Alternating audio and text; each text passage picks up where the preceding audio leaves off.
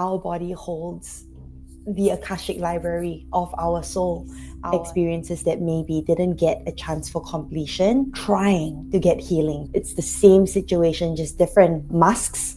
Through somatic work, we regard the body as the X-ray of the psyche. We enter the library of the body through its sensations, emotions, putting a curse on ourselves. And I remember thinking like, oh my God, if only I had known the power of I am, or the power of words, I would have spent my time manifesting something else. Somehow astrology gave a different language of the different parts of me, and I love that it really resembles parts work, like with Jupiter representing something, the sun representing something, the moon, Saturn, etc. They really do represent every micro part of us or part of our life. Ultra minds, ultra minds, ultra minds, ultra JK, ultra. Ultra minds, ultra minds, ultra minds, ultra JK, ultra. Hello, everybody, and welcome to Ultra Minds. So today I have a super awesome guest, Stephanie Chaunte Leong, who is a somatic healer and so much more. You actually add a lot of things to your somatic practice. And we had a really awesome experience on the Galactic Origins cruise where your workshop was so transformative for me and literally healed and released things in my life with just a quick 5-minute exercise. So we are going to do a little somatic exercise at the end of this because it's very powerful. It was my first time ever trying one. But I'm so excited to talk more about what you do, what you shared, and you all together. So Stephanie, thank you. Welcome. Thank you for having me. Hi, Jen. Hi, I'm so excited to talk to you because when I saw your workshop, Yeah. and I'll let you like kind of get into the story, but when you had come into that room, I was not even sure that I was going to come to that workshop. My friend said like, let's do it. I was like, yeah, sure. And you came in and you were like, I was going to talk about something completely different, but this is what I'm going to talk about. In the shower, it hit me. And then it was like you made this entire workshop for me personally, is how I felt. I was like, oh my God, like, Yeah. did my higher self go talk to her in this shower this morning? And that was my first interaction with you, and it was so beautiful. So, before we get into that, can you explain what somatic work is? And then we'll talk a little bit about kind of what you've shared and some of the things that you do. Yeah, for sure. So with somatics, it is truly just recognizing that our body holds the Akashic library of our soul, our ancestry, and all of the experiences that we have undergone, but we have long forgotten, or we have tried very hard to forget, or unconsciously have forgotten. The body remembers. And because it remembers, the way we make decisions, the way we act, the way we behave, it's really shaped by these memories, and also the situations that we continue to draw towards us, to magnetize to us. It's really these experiences that maybe didn't get a chance for completion, trying to get healing, trying to get completion. And that's why maybe if we are struggling with a boss in a company, we quit and then we find another company. It's the same situation, just different masks, like different skin, but it's the same situations. It's really because there is something that deeply wants healing, it wants completion. So through somatic work, we regard the body as the X-ray of the psyche. We enter the library of the body through its sensations, emotions, the physical manifestations of maybe color or movement, and we listen to the stories that these parts of us wants for us to remember. And from listening, we work towards completion. And it's actually not as complex as it sounds. Through completion, we just feel the feeling all the way through. And the reason why so many of us struggle with it is perhaps because when we were young and we were in the midst of maybe crying something out or throwing a fit, throwing a tantrum, and we were stopped halfway, the feeling of it doesn't get a chance to reach its closure, to reach its completion. So it's interrupted the circuit, and it just remains in the cellular memory of the body. And as a result, that's why we keep magnetizing to us these situations, because the circuitry just wants to be completed. Wow, that's incredible. I feel like that's like the most beautiful way that I've ever heard anyone discuss somatic work, and really like about the situations and the outer world also reflecting what's happening inside of the body. Whereas, like, I think in the past when I've heard about it, it's been just very much body work and emotion work. But I love what you're saying about like the outer world is really reflecting what's happening inside of us.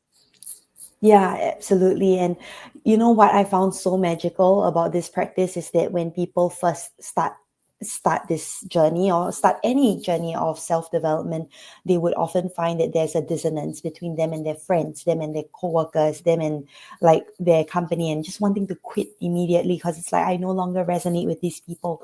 But when they stay, and I joke with them that the actual salary they're receiving from their company is like salary from God, because they're doing their spiritual work in their organization or amongst their friend groups, right? Like I joke that like their salary is to pay them to be the tuning fork of the environment, and for them to not bother about changing anyone, like the people that frustrate them, or why can't you just be like this, or why can't you just meditate, like to not bother and just keep doing their own work, and then to let themselves be surprised by life when the people around them begin to change. And it really does happen, like the people they least expect to be doing this work suddenly ask them, what is shadow work, or what is how do you manifest these things, or why do you meditate, can you teach me how to meditate? And this is like nothing of their own outer action, but it's really the inner action of changing and accepting, embracing unconditional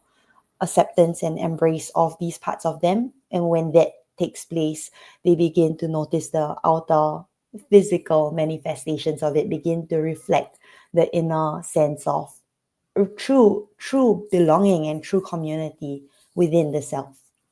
Wow. And so, what are like some areas of the body? Like, so we're saying that the trauma and memories and things are stored in the body. There's probably common ones, but then what are also some of the ones that maybe people don't realize? And when you're doing somatic work with people, that's like one that people are like, oh, wow, I had no idea that that was being held there.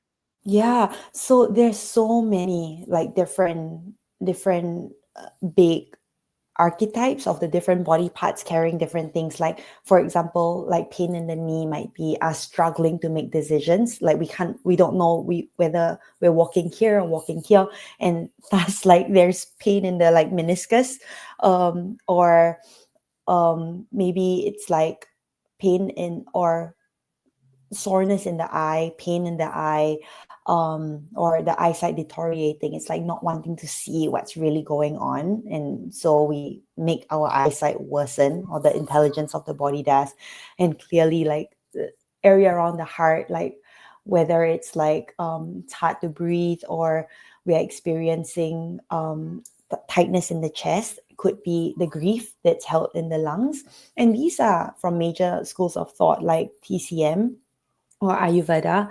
But when I am working with clients somatically, I never base off these external truths, because somatics is really about landing upon our own truths. And even if I think I know as a practitioner, I never say or suggest.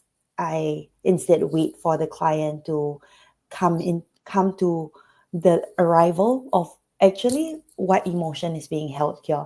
And we do that simply based on conversation to the different part of the body, and also through witnessing. And often um, when we begin this, I don't get clients to just be up close and like watching it, in its face, because it might scare off this part that's not used to being seen at all. So instead, I often invite clients to just watch at a distance, to witness from a distance without paying like super close, hyper focused attention. Um, and slowly but surely, and the more we revisit this part, it would begin to tell us its stories, tell us its secrets, and that's how we know what actually is being held in these areas, as opposed to if they're telling me, oh, it's pain in my shoulders, and then me telling them, oh, it's like you holding years and years of like your mother's grief or your mother's dreams burdened on your shoulders. So instead of that, it's kind of holding space for them to land, and something always emerges that feels deeply truthful for each of them. So from client to client, the same body part might hold, worlds apart of different stories. And is it necessary for people to kind of relive these experiences when they're doing the work, or can some of these things be passed without the person reliving it or looking at it? Yeah. A lot of times the stuff can be moved through without going back to the same situation. Sometimes that's needed because for whatever reason that feels healing for the client. It almost feels like a rewriting or re-narrating of an original story, just with a different end or with an actual end. But sometimes simply working with the sensations or the colors, the emotions, the parallel story that's playing out, almost like in a different dimension, but the same material. Even just working with that, it moves through, and sometimes clients go out into their lives and their relationships with their parents just completely change without even working with a trauma or multiple years of trauma with their parents, or they suddenly feel the courage to speak up, even though we didn't necessarily work with a trauma to do with their throat. Like it doesn't necessarily have to be in a way whereby we visit the particular stories. And I think that it's simply the intelligence of the body that knows how to reorganize itself, rearrange itself through what I think it is. It's like freeing up the pathways of for expression, and Mhm. expression shows up in different ways. Mhm. Beautiful. Let's talk about some of the stuff that you brought up in your workshop, because I really loved like how you incorporate it into your own story, and it made me also realize things about my own story. So Yeah. can you share a little bit about your story and what you shared in the workshop? Oh my God. So, last night I had this dream about this podcast, and I didn't know it was a dream, obviously, and you were asking me this question, but I think the way you asked the dream JK was asking like, can you share your story? And I didn't understand the question for whatever reason. So I shared like a bunch of other stories. And then after that, um, I think you in the dream asked me like super directly, or maybe I eventually shared this story, and then you're like, "Oh, that's the story I wanted you to share." All this while, I was like, "Oh," and then I woke up because my alarm rang. Oh my gosh. Yeah, Wow. yeah. But now in this reality, you asked it in the most direct way, so I don't have to tell like 10 different stories. um, yeah, I can share this story, and it's so wild because the cruise was the first time I ever shared this story to someone who is not a close friend or a healer that I'm working with. So, and it just really came in. And yeah, okay. So when I was 14, I worked very closely with this girl, and remember feeling very, very perplexed because as the project was coming to an end, I was just feeling so sad that because we are not in the same friend group, so there wouldn't really be a reason for us to hang out as closely as we did through the past months or weeks. And I was very just didn't understand what was going on. Like there's this big feeling of like I don't want this project to end, and I'm like, why am I being so dramatic about this? And then I think it just dawned on me that I actually have feelings for her. And before that, I never thought of myself as someone who would have feelings for a girl. And I remember really struggling with it because we still remain friends. And and it was also the period of time that because there was just this massive big feelings. I would stay up all night just chatting with her. And it was also the period of puberty, right? Like 13, 14, 15. So my face just broke out. And because I was up all night talking to her, I wouldn't be awake in class. And all my grades like just went down the drain. And so there was massive like self-esteem stuff with my face, and then with the studies, and like in Asian culture, just it's just like the worst combination of of losing face, literally. And I think with that, and then also not being that is like my first love interest in my life, so I didn't know how to handle that. I didn't have anyone necessarily more experienced that I could speak to for guidance. So I, instead of well, like just letting it all play out, I just stuffed it all in, it's like really just stuffing it in and aside. Yet not, because I was still in the external world. I was still like talking and just being friendly with her. Yet at the same time,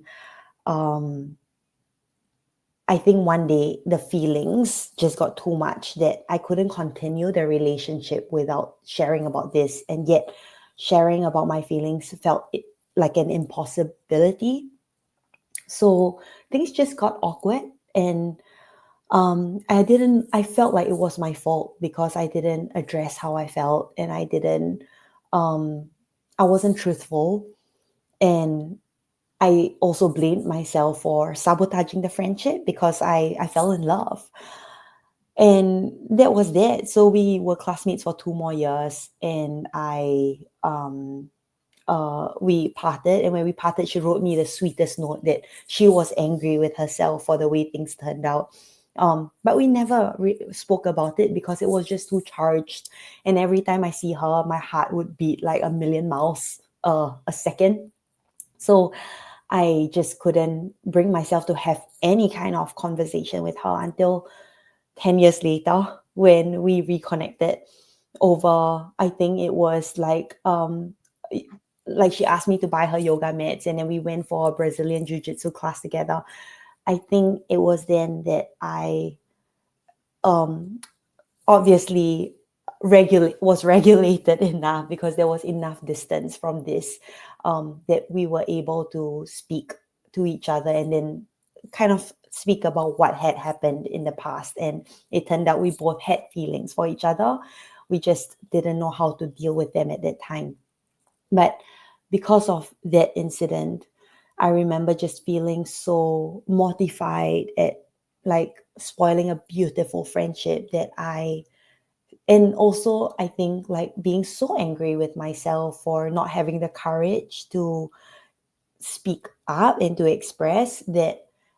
I feel like I swore to myself two things. The first one is that I would never let anyone close enough, um, um, or to let anyone in, or to fall in love to that depth again, because it was so painful for me to watch the friendship just disintegrate before my eyes. And the second one was I will never be a wimp or a coward. So ever since then, like the things that I wanted to do, I would go for it. Um, and I wouldn't really let fear hold me back. And even till this day, like my friends always tell me like I'm so brave, I'm so brave. And I feel like it's really because of like kind of that oath that I took to myself that I will never let my fears hold me back, because it sucked. Like that experience just sucked, but obviously it was meant to be the way it played out. But at the same time, because of what I said about love, it's like what we were speaking about before we started recording, like putting a curse on ourselves. And I remember thinking like, oh my God, if only I had known the power of I am, or the power of words, I would have spent my time manifesting something else instead of chanting to myself like 100 times a day that I would never fall in love again. Because after that, like I continued to grow up, and I watched all my friends being in relationships and like coming in and out of relationships, and just wondering why that just wasn't available in my field. But of course, it's not that it wasn't, it's just that the moment someone got too close, I would bounce and I would just disappear because it just got too scary. Like any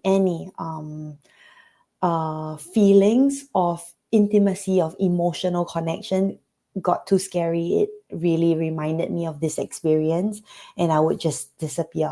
And so it's like I really put a prison around myself until when I was 24. I did a past life regression releasing session, or retreat actually. And everyone in that retreat kind of regressed into other lives or past lives or alternate lives. And I stayed in this one mostly because I was scared. I read Many Lives, Many Masters before the experience, and I was like, I'm not sure what it would be like for me to disappear from this dimension and enter another one, and I'm scared. So I stayed firmly in this dimension.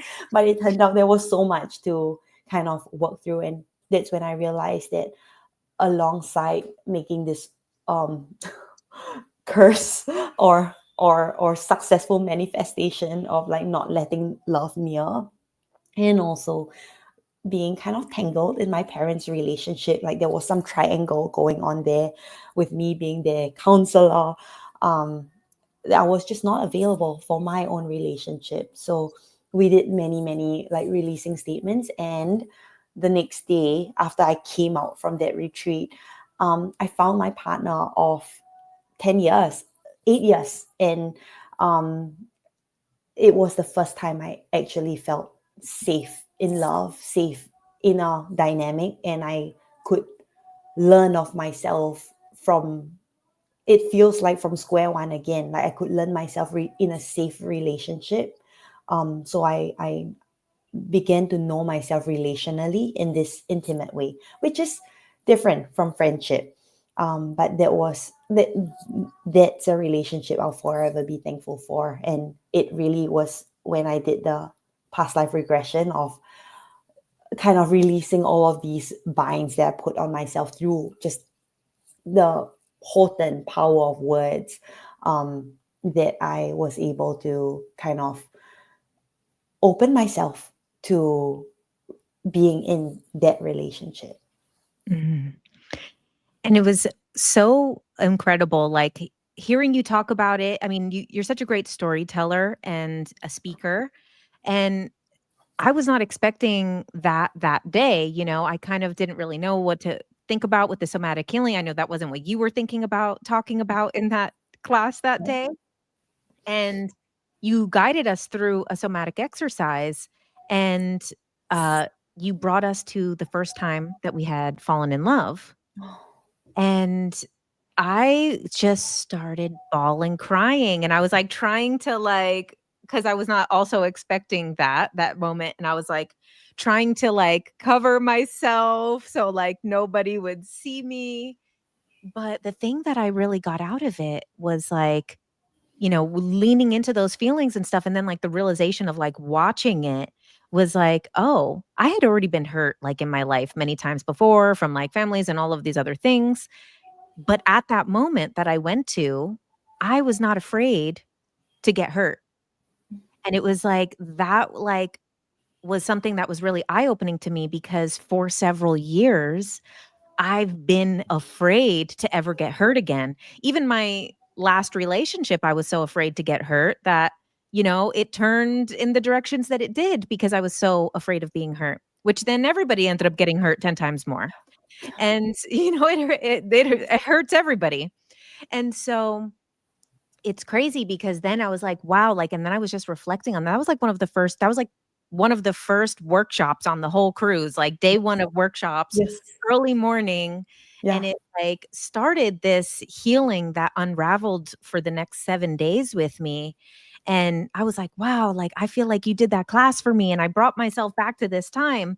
And then what's crazy is that now the person who is my partner was also in the workshop, although I had not met him for several more days. I had seen him around, but what was so crazy is that like I released that fear of being afraid to be hurt and like preventing love for being afraid of being hurt, which is exactly what you're talking about. And then it's so crazy the parallel that you sharing that and guiding us through the exercise. Then I ended up meeting my partner right a couple days later who was in the same room at the same time. So it's like so beautiful, so life-changing. And that was the first time I had ever done a somatic exercise.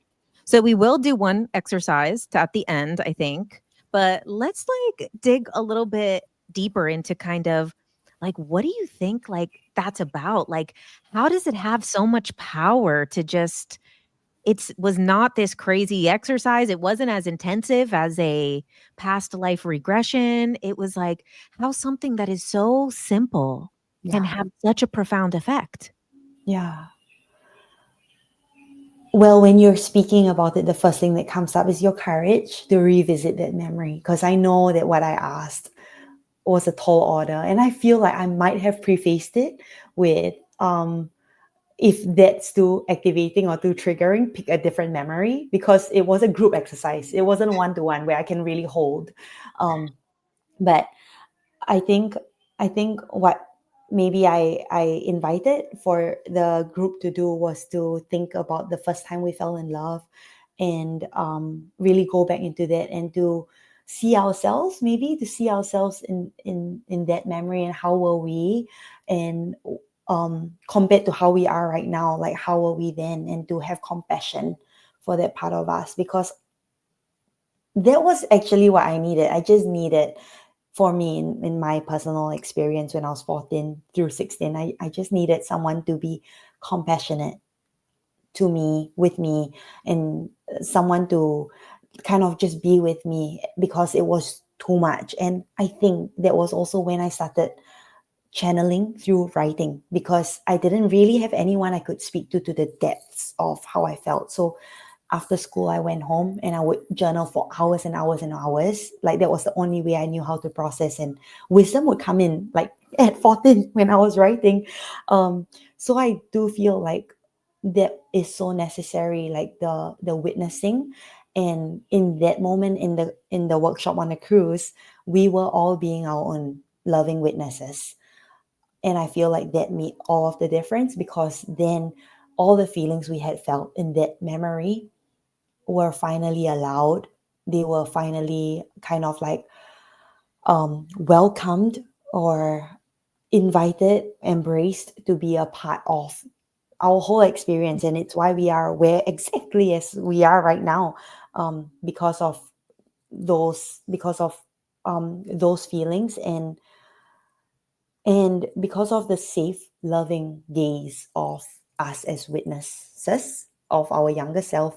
The younger self could feel it all the way to the end, which is what I shared at the start of the podcast. The feeling just needs completion. And once it has completion, it no longer needs, whether it's the protective boundary that it sounds like was your experience, my experience for sure, or the constant drawing to us of like the wrong relationships or unavailable people, so that we could continue replaying this out, because that was followed through all the way to the end. And then you and I were open to just receiving, like resonance, and someone who is really on the same wavelength or really resonating with us, whether it's the same frequency, the same vibrational match, or how we might use the term soulmate, because where they are on their journey, it meets us and we are meeting them. So it's really that beautiful moment of meeting and being met as we are. It's so beautiful. And I feel like, it's so amazing for you to kind of start at this place of like, I'll never love. And now, you're so much love. You're Oh, love embodied, you love, you are love, you're helping people love. It's like such this beautiful journey that was like also probably pretty necessary for you to be able to hold the space that you can now. Yeah, yeah. And it's really not an easy journey. Like, actually, like the most profound experience for me, like through this journey after I, released all of that. And then I found, like my partner, definitely my soulmate. We are no longer together. And I was really like sad when we had to part, but we had to part. And it was because through that experience I finally found just a safe home in her. And because of that, I never really needed to develop any kind of safety within myself, because with every small thing that I experienced in life, I could always run back to her. And I felt like having her as my partner, my anchor, my home, is why I could do the big scary things in life too. Or that was the story I told myself. And it came to a point whereby, because of so much projected safety, I never really, I realized that I never really discovered or knew who I am in the world without her.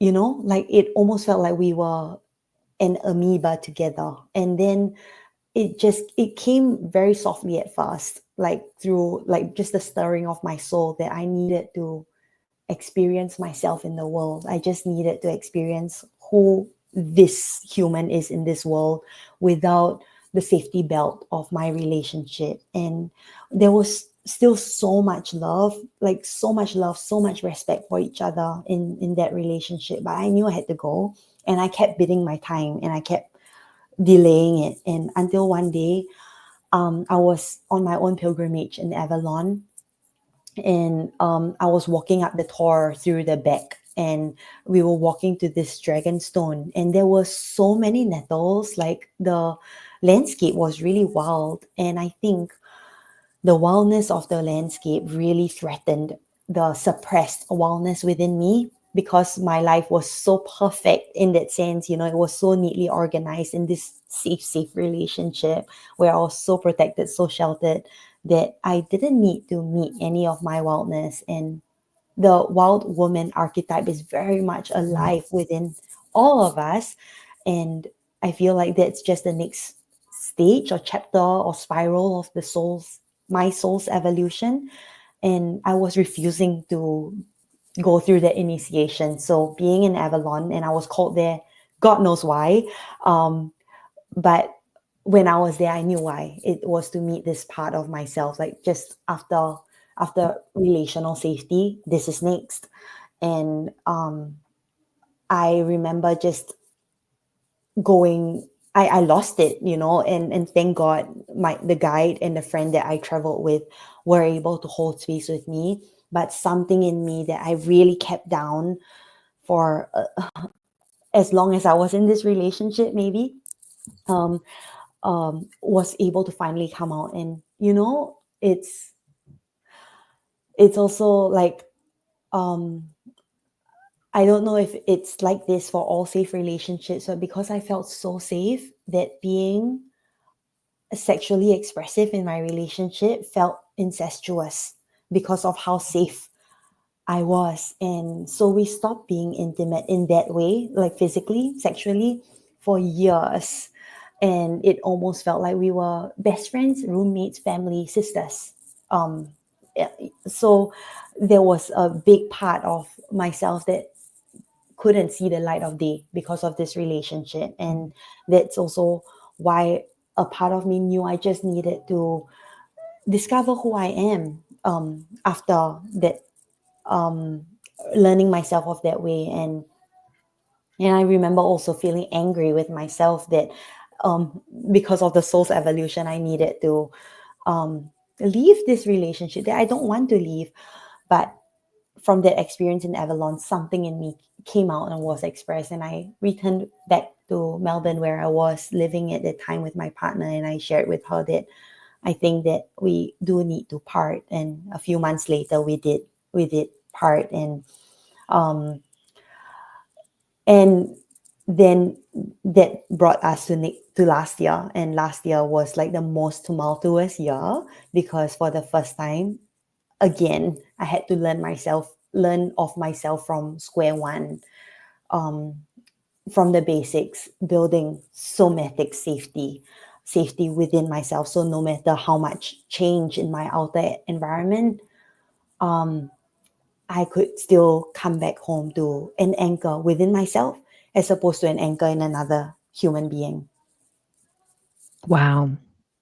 And so, can you talk about some of the like somatic practices and things that people can do to kind of release these things? Like, if there was something that people could do daily, like what would you suggest, like one small thing that people could do daily to kind of somatically readjust themselves? Yeah, the most basic thing for me to come directly into knowing of ourselves is to really allow ourselves, whether, and this is something I do before I even open my eyes in the morning. I just ask my body how it is right now and what it wants me to know today, Mm. who wants to speak with me today, and by who I mean which part of me wants to be heard today, wants expression today, and to listen to that part. And sometimes I would just lie in bed, nothing would emerge, but what I learned is that the constant showing up, whether or not the body speaks back to me in a way that I can understand, the constant showing up is that which makes all of the difference, because it tells all of our parts that no matter what, I'm here. And it's really like, I feel it's really healing for all the promises that maybe were broken when we were kids, like when our parents said like, okay, you do this and we'll go here, or I'll buy you this or whatever. And then the promise was somehow broken for whatever reason that as a child I couldn't understand. This practice, it shows consistency, and it shows almost like uh, a loyalty. It's not the word, but a trust. It shows me that I can trust myself. And when I can trust myself, I can begin to tell myself my secrets. Like these parts of me begins to trust me, the ego consciousness that's showing up, the adult, the parent that's showing up. And as a result, like the different maybe orphaned children parts of us would begin to softly, slowly begin to reveal their secrets and reveal what it is that they want for us to hear. And this is such a simple yet profound practice in which we can then begin to integrate all the parts of us that were fragmented unconsciously, simply through this practice of what is it that you want me to know about you today, and really listening. And is there any action to be taken, to take them? And maybe it's like, just hold me for a bit more. Or maybe it's like, can we have nature time today? Or can we make art, because I can't talk to you in words? And a lot of our trauma, it's actually pre-verbal, because as babies, we cry. That's how we communicate. We cry, we make sounds, and we move. None of it is in words that we can, in a language that we can cognitively understand. And that's where expressive arts becomes so Mhm. useful, whether it's movement or just making sounds or singing or sounding, or or sculpting or painting, coloring, dancing, because all of this doesn't require words, and it really repairs the parts of us that maybe were fragmented before we even learn to speak. Because when we were crying, either maybe our parents used the cry it out method, or didn't know how to soothe us, or tried to shush us because we were crying so loudly and wildly in public, that we became a nuisance. But whatever happened, maybe our needs weren't met. And because our needs weren't met as babies, we would have learned that crying doesn't work. And then we begin to self-soothe. And it's what child psychologist Donald Winnicott calls creating the false self. And the false self is the part of the baby that just starts to soothe itself and doesn't cry. So that's where, when we grow up, we then don't know how to ask for what we need or what we want. And when someone asks us what do you need when we are like not okay? We don't know, because when we were young, we trained ourselves to not need anything from anybody, because we learned that like asking for it, we don't get reciprocity from that. So doing this practice of slowly, surely, being here for ourselves over and over again, no matter what. And especially no matter how busy we are, just making time for ourselves, it shows us that we matter. We are of priority. We are our number one priority. It really makes a difference in how we show up in relationships, because it's no longer from a place of please love me, or please need me, please make me feel useful or wanted, because it's clear that we are giving all of that to ourselves. So then when we serve through our work, our vocation, we are really serving from this place of overflow, because we are already unconditionally here and accepting and loving to the different parts of ourselves. Mm-hmm. And I think it's important too, like what you're talking about is that it's really beyond just the inner child or the inner teenager. It's so many parts. It's the part Yes. that got yelled at one day 30 years ago. It's the part that, one thing happened, like, and that's what I think is interesting, where parts work and stuff, it Yeah. kind of goes a step beyond um inner child work and stuff like that. Like those are amazing, but the inner child is fractured. There's so many parts of the inner child. So it's like amazing to allow any of these parts to come forward. And it might just be one day where something happened. Yeah. Exactly. So, when clients often ask, like, what is somatic work like? And I always like give this imagery of us kind of, and I shared this at the cruise, I'm not sure, but we are kind of like opening an orphanage, or somewhat, or opening our home for all these lost boys and girls, from Neverland, to kind of come back and, have warmth, have a clean, comfy bed to just be in, a communal dining table to meet all of the other orphans. And I think of it as like just all of our various orphaned parts, whether it's like infant, adolescent, child, teenager, adult, to come back home, because it's like all these multiple paper cuts that we don't even think about, like maybe it's just something that a friend said to us, and then a part of us got lost in that process. We are never that way again, because we didn't like what our friend said to us. So all these splintered parts of our soul, or our capital S self, get to come back through this work of just really holding space in a safe, loving, unconditional way of whoever come as you are, and all parts of us being welcomed here. hmm And one thing that I found in like shadow work and stuff, how like it's very different than like a movie. In a movie where you basically like say if it was like, I don't know, like a zombie thing breaking out, if you were to like kill the first zombie, all the other people turn back to normal. But in healing, it's like you can go back to that first memory and heal it. But sometimes that memory caused a lot of other repeat patterns of this. Yeah. And now you have all of these. So you might go to that first memory that needs healing, but now that's played out 20 different times in your life. So what do you think about stuff like that? Like with now, do you need to kind of work through those? And is it case by case? Some people are fine in those other ones, or some people do need to go through all of those. I often think of it not necessarily as a root cause, because like the root would have many splinters, as if we were to look at a literal tree root. But I do think there is something so powerful in going back to what comes up when I often ask the question, what's your first memory of this? And it doesn't have to be your actual first memory, but what's your first memory right now? And then when we follow it through to completion, something within them literally changes, like whether it's the DNA, the cells, the organization of the body, it does change. And yes, even though following that memory, there's several other memories that or life experiences that kind of unfolds because of that that memory. um, Still, at this now moment, because our body does hold the consciousness of time, like past, future, present. It's all here in our cells, in this consciousness.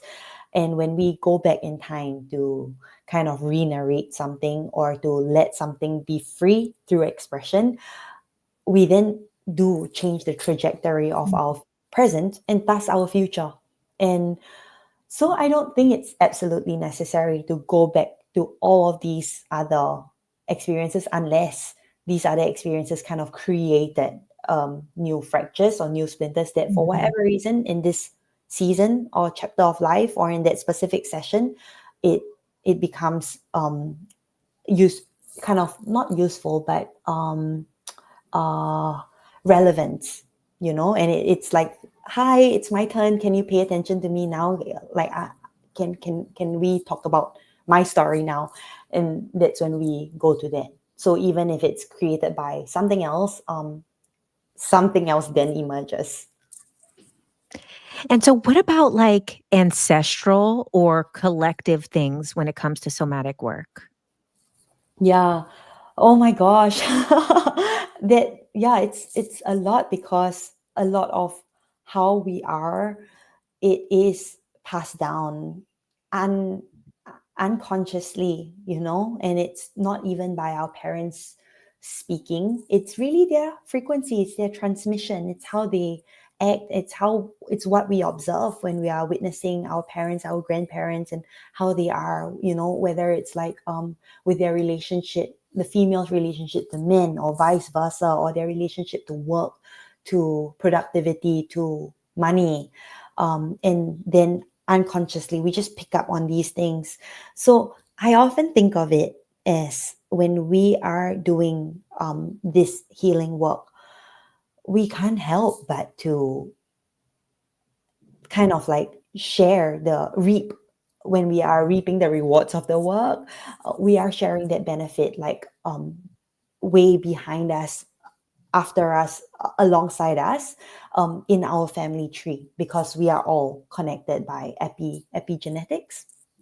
So in that way, when we are, and that's why, like, sometimes when clients are like say to me, I wish that I could bring my mom here or my dad here, they just don't believe in therapy. It's like, it doesn't matter, just do the work for yourself and witness them change without any expectations, without any timeline for them. Just let that magic unfold for you and let yourself be surprised by it. But in the meantime, just do the work for yourself. And it's also because when we do that, the way we show up to our parents or to these dynamics, it changes. And because their time isn't linear, souls are timeless. Because we are so connected in this way with our ancestral lineage and the collective, when we are doing when we are clearing these blocked energies within ourselves, without a doubt, we would create ripples in our individual, flower of life. And so, I do QHHT, the hypnosis technique. And what's something that's been interesting that has been coming up in a lot of my clients is women with menstrual issues having the same type of reasoning popping up.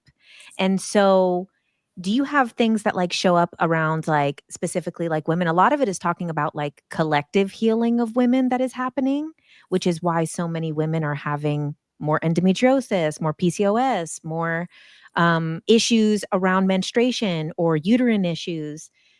So do you think that there's collective things like, say, within all women that are, or most women or groups of women that are being worked through right now? I definitely feel like it would be true to say that right now there is some kind of a harmonizing, a rebalancing that's going on between the masculine energies of the world and then the feminine energies of the world, in spite of sex and gender, and because of that, I would say all of the stuff that needs healing is going to come up.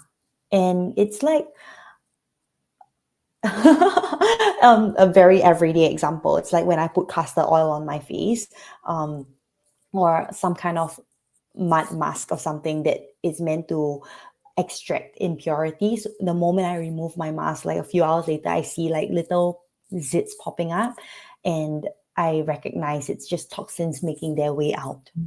And I feel that that is a metaphor of all of this that's going on. It's not that these issues haven't existed before. It's still there. It's just in the shadow. And right now, because it's coming into balance, all of these things definitely would need to be worked through. And I would say like every woman would experience it differently. And some of us, like in these womanly parts of our body, some of us in the mothering parts of our body, and some of us in our voice or our relationship with our body. But no matter what, like all of us, and I wouldn't say it's just women, the men too would have to have whatever it is that somehow they have stifled down, pushed down. These themes would come up. It's just showing up differently for each person.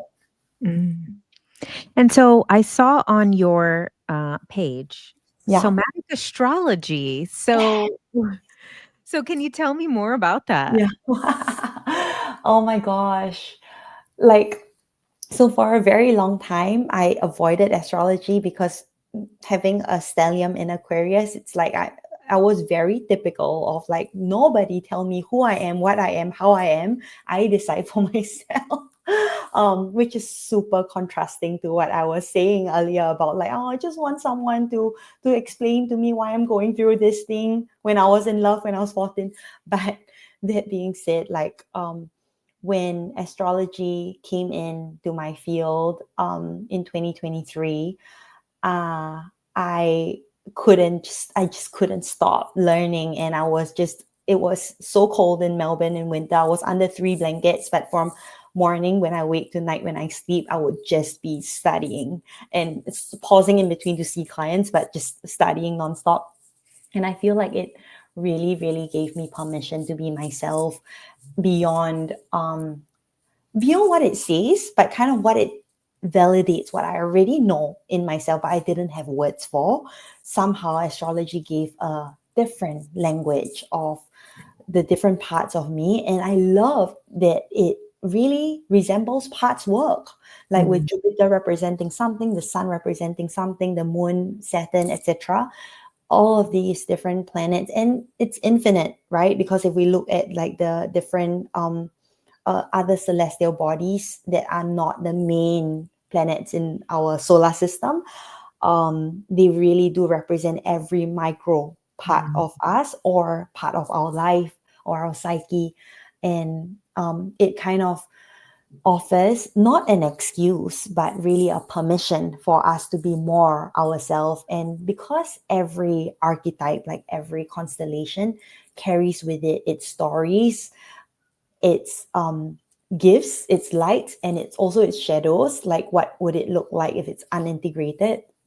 It offers us something that we can actively or consciously work through, work on, or get to know, not to solve anything, but truly to understand ourselves. So I really regard astrology as a beautiful way to embody more and more of our becoming, who our spirit came here in this human body with our personal story and our collective story at this time to evolve through our life.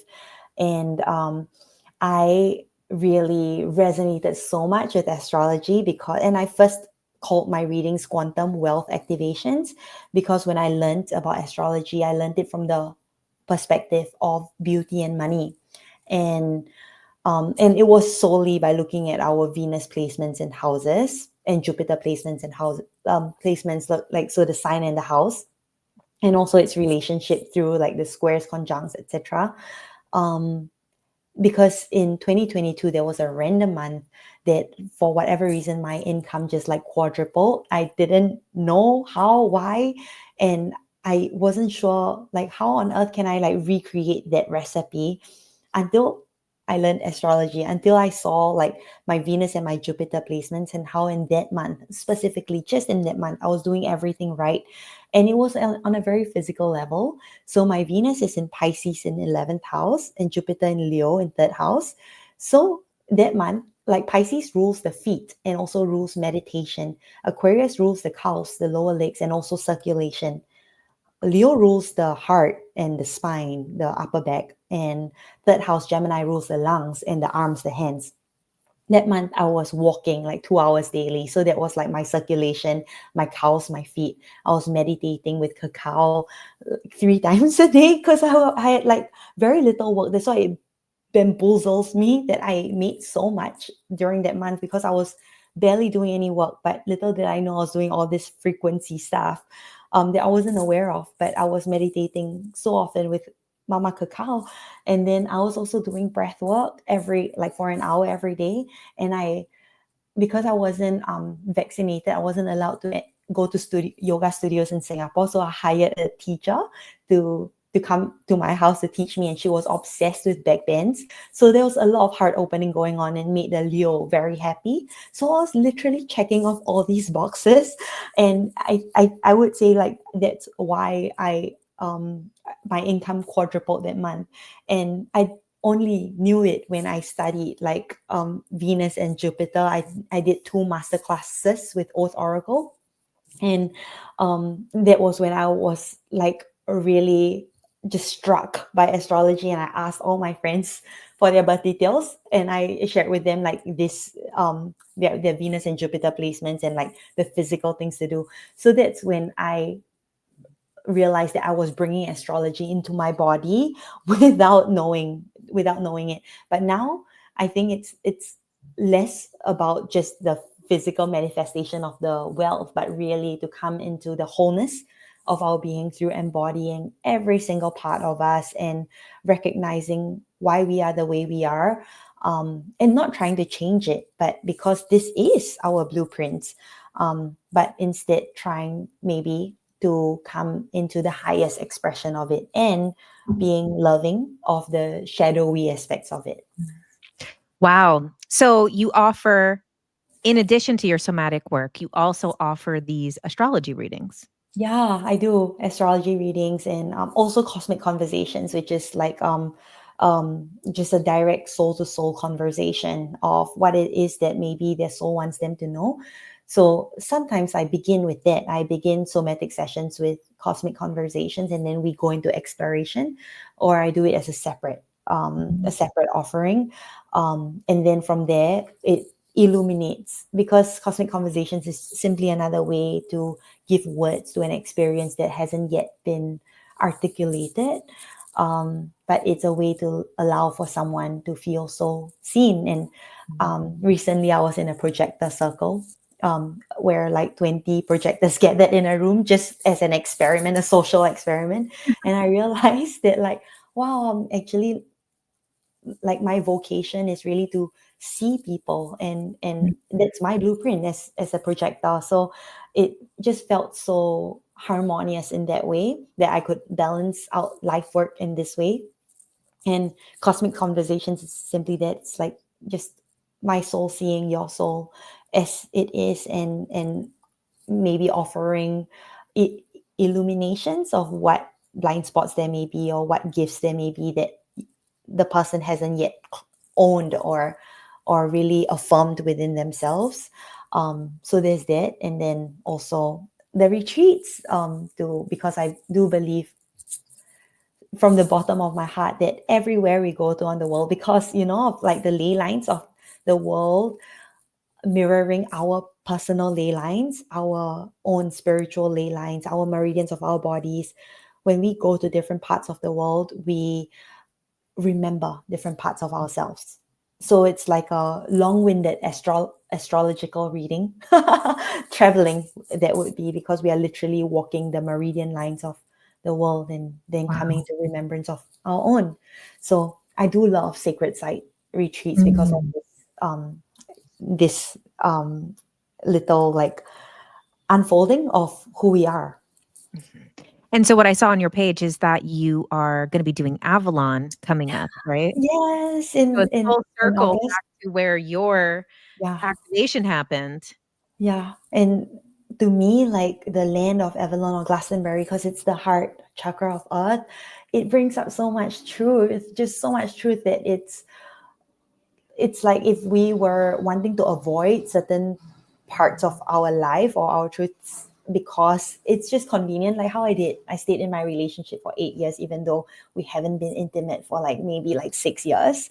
I stayed and I just like closed both eyes so that I could stay, so that the rest of me could feel comforted, loved in this so unconditional way. And all of the benefit, like the good reasons of why I stayed, I had to ignore this one truth, and until I went and it became so obvious, I can no longer ignore this truth. And to me, that's what Avalon brings up, and it takes it takes like a willingness to be brave, to meet the fears of that might come up when we or I would maybe say like the courage it takes to meet the deeper truths within ourselves is what Avalon offers. And I also like, I don't know if it's personal, but I also just feel like literal energy healing from the land. Like I can lie in bed there and just my whole body would be buzzing. The land is just so powerful.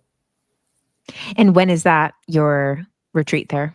It's right after Lionsgate. So 10th, Lionsgate will be 8th of August. So this retreat would be 10th of August to the 18th. And we would go to the different sacred sites of Glastonbury itself, and then around the Somerset area. So Stonehenge, Silbury Hill, Avebury, the crop circles or the stone circles, to really be with each stone, to hear its songs, to hear its stories, and then to remember our stories and having the exchange with the land. And then also to walk the spirals of Camelot, you know, the myth of the legend of King Arthur and Guinevere and Lancelot and the Knights of the Round Table, which is really a story of like equality, leadership, kindness, and trust and truth.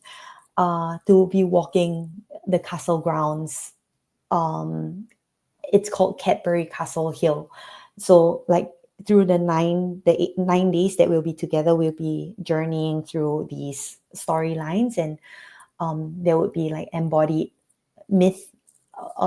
mythology or storytelling with sound, with music, and also with space for our own dreaming, for us to go into our own dream time, to listen to our own personal stories that these collective myths are kind of illuminating and bringing up within ourselves. Beautiful. Okay. Would you mind walking us through a quick somatic exercise? Yeah. Do you have any thoughts of what maybe we could do? Would you want like the same one we did at the cruise or We could something do else? that. We could do, is there anything that you feel like like would be beneficial for like the collective of people watching this? Okay, let me kind of check in. The word truth just keeps emerging, so I'm just going to go with that. Okay, beautiful. Okay. Oh, it's so interesting because the first ever time I worked with Portal to Ascension, it was on a dragon panel, and what kept coming up was the power of our truth through being honest about our emotions and the extent of like the emotions that it's the collective shadow, you know, like anxiety or grief or anger. So it's interesting that it's coming up now. But let's go with it. Okay. I'm going to have you be the full screen for this so that people feel directly connected, aren't watching you. Okay. Hi, everyone. All right. When you are ready, you can either lower your gaze or close your eyes. Make yourself comfortable, because in these practices, the more comfortable we are in our bodies, the deeper we journey. So whenever you are ready, begin to connect with your breath. not by changing it, but simply allowing it to be as it is. And feel your breath in your body. Maybe in this moment, just notice if you're perhaps leaning a bit more forwards or a bit more to the right, the back, or the left. And as best as you can, come into your own center, what feels like your own physical plumb line in this moment. Knowing that it does change from moment to moment. But finding your center and breathing in this felt sense of center, of alignment.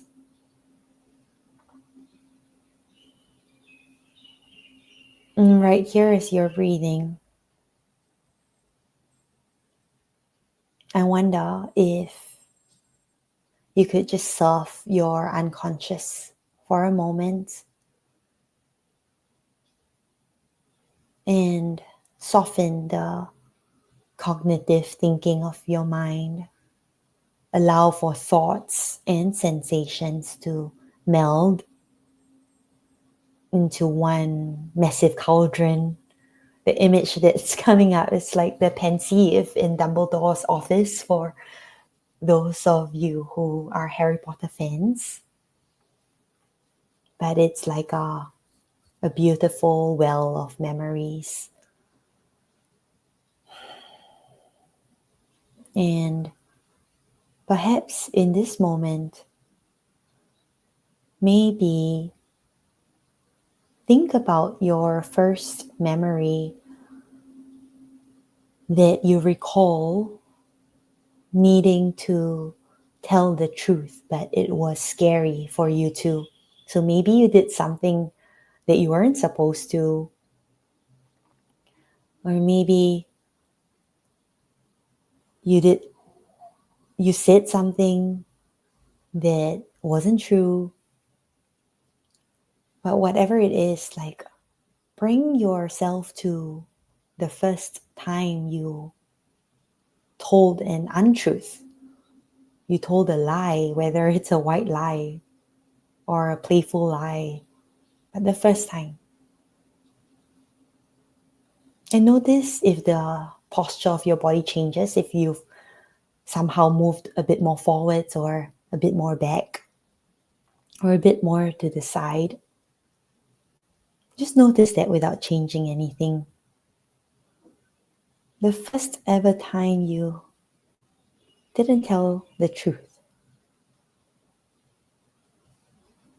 And notice what sensations might be coming up in your body. And if for those of us that are somehow unable to fish up a memory, just be with that feeling of that, maybe the most recent lie you told. And hold that memory with just neutrality. You're not encouraging, enabling that behavior. You're not judging it. And you're definitely not shaming yourself for it. But hold this memory like you are witnessing it play out in front of you in a snow globe or on a scene, on a screen. And just witness the playing out of this memory with neutral eyes.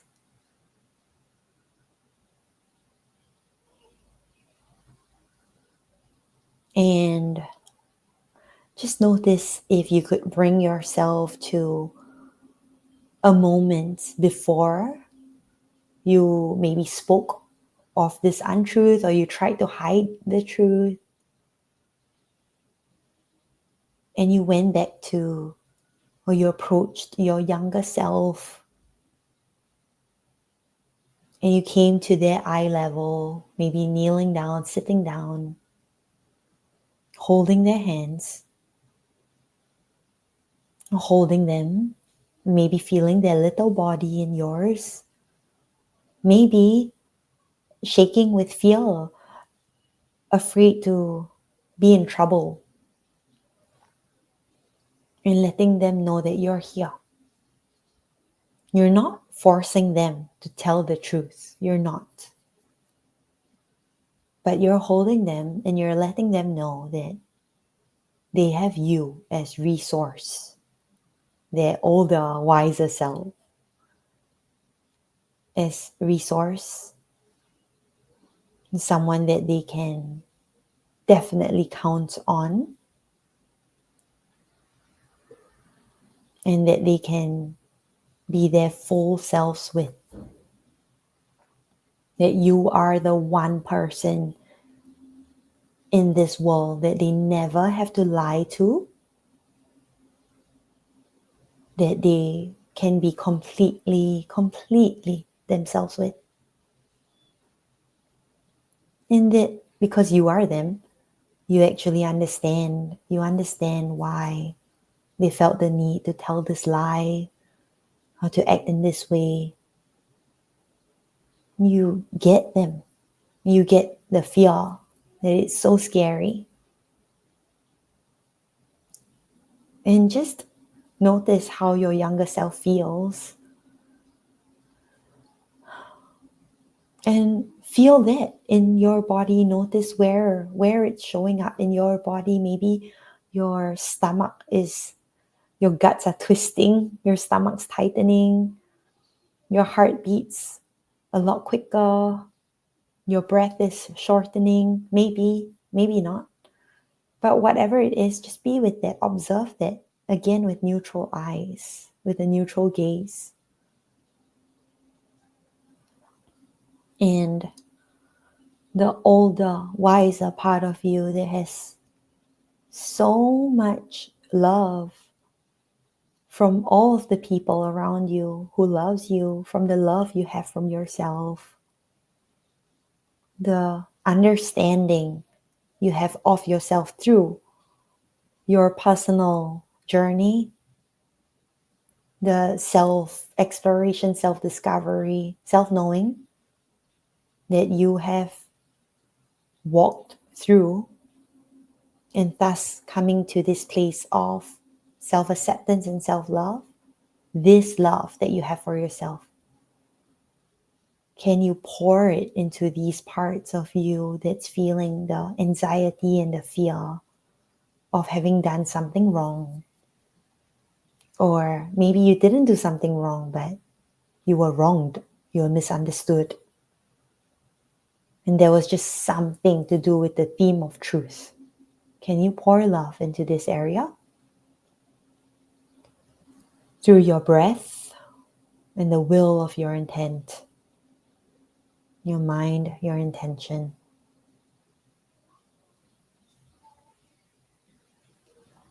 And if it's a part of your body you can touch, can you place your hands there?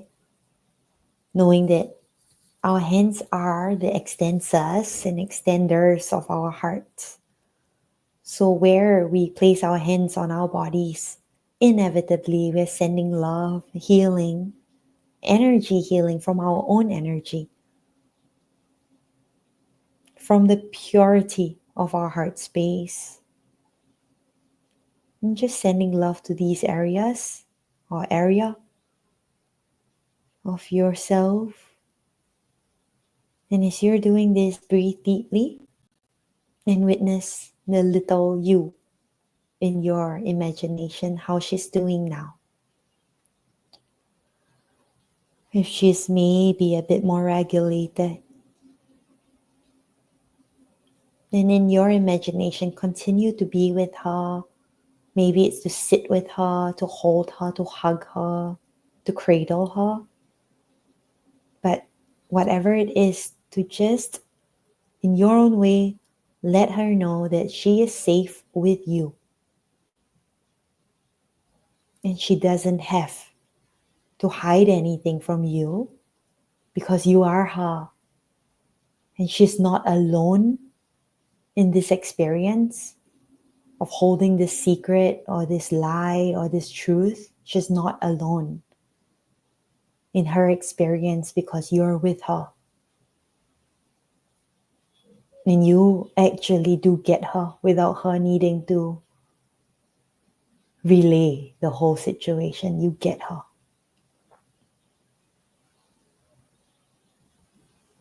And as you're breathing a bit more deeper, can you observe and invite her to do the same? So feeling maybe just a touch or a lot more comfort and ease in her little body.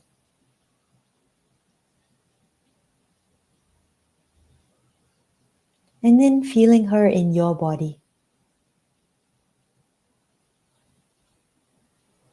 Where is she here? Is she exactly where you're touching or you're holding? Or is she somewhere else? But just acknowledge her in your body, because you are her and you do hold her in this literal way. And as you continue to be with this part of you that's scared of acknowledging truth or discovering truth, continue to send love, compassion, and to know that you're not isolated, you're not alienated, you're not alone in this experience. Because the big you is here. And the big you is gonna be here with you as you meet the deeper layers of you, the deeper truths of you that maybe you've been shying away from because it's scary to meet, scary to acknowledge. So now as you imagine yourself now as the little girl, little boy, holding hands with the big you, with spirit,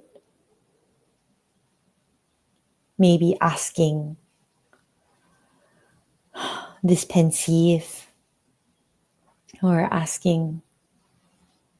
just asking, what is this deeper truth? What is this truth that I'm ready to acknowledge right now, on this day, in this moment? Feel your bigger you, feel spirit squeezing your hand as you receive this knowing.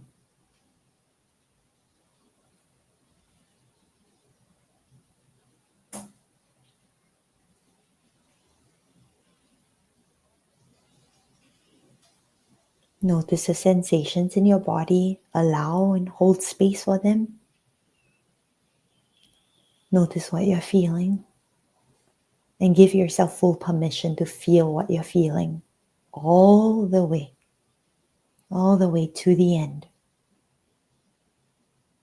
Until the feeling sense of it, the physical manifestation of the feeling dissolves. All the way to the end. Take a swallow. Feel yourself in your seat, or if you're lying down, feel the support beneath your entire body. Notice how as you gave yourself the permission, the courage, the braveness to meet this deeper truth, no matter how big or significant or scary it might be, you're still here and you're still being held, being embraced unconditionally by the support beneath you. So feel into the gravity of you, the weight of you, the weight of your truth, all being unconditionally supported by gravity. Gravity who has always been here for us ever since we entered this world from the weightless world of our mother's womb. Gravity that has always been here with us. And also feel how you are completely enveloped by the love, the embrace of spirit, as you're now meeting this deeper truth of you, and slowly but surely through feeling your feelings through your breath, allowing it to be an integrated part of your embodiment of what might this mean for you now? How might this shift in how you show up for yourself, you show up in your work, you show up in your relationships, how you show up and how you hold yourself as you navigate this world as it is right now. What does this truth mean for you in your embodiments of who you really are? Receive that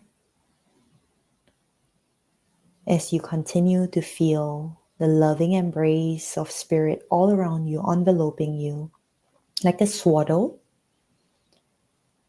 and then the earthen support of gravity of Gaia beneath you. And then your hands still on your body. This unconditional, unlimited, inexhaustible love that you do have for yourself, that you can resource in every moment, any moment, to never forget that you have your own somatic resource of you, somatic resource of the earth, of gravity, and somatic resource of the buoyancy, the unconditional love of spirit. Take a deep breath in. Through your mouth, side out, offer your voice to your breath. Big inhale into every cell of you. Through your mouth, exhale. Through your nose, breathing in. Through your mouth, exhaling. The more of our truth we are brave enough to meet, the more integrated our light and our shadow would be, the more harmonious our inner community within us, which will then be reflected in the harmony that we will see in the external world around us. So, to create peace, to create harmony, cooperation, collaboration, and spiritual understanding and compassion and forgiveness in this external world, it starts here. It starts from the inner world, inner landscapes, inner community, and inner family within us. Take another breath and breathe out. Gently, gently blink your eyes open, noticing the colors, the shapes all around you. Welcome back, everyone. And thank you, Jenn, for this opportunity. Thank you so much, Stephanie. That was so beautiful. I feel amazing right now. I feel completely shifted. I love that. Me too.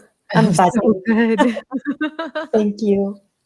Well, Stephanie, thank you so much for this. I'm going to link below and also in the comments your offerings and your information for the Avalon trip, if anyone's interested in doing that.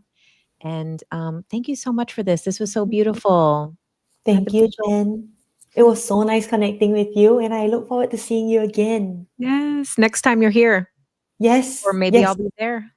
Maybe. I would like that. All right. Thanks for listening to Ultra Minds with JK Ultra, where every Thursday we come out with a new interview interviewing some of the greatest minds in spirituality, consciousness, aliens, conspiracies, astrology, and so much more.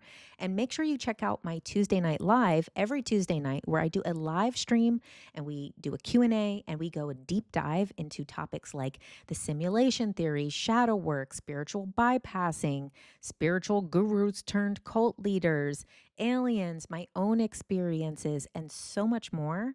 So make sure you subscribe, put on notifications, and if you would like to support my work, you can also become a subscriber to my Substack, which is $11 a month at jennifercarmody.substack.com. And once a month for our paid subscribers, we do a live event where we do a group hypnosis, a group meditation, or a group manifestation exercise. And thank you so much. Make sure that you subscribe, comment, do all the things, all the YouTube stuff.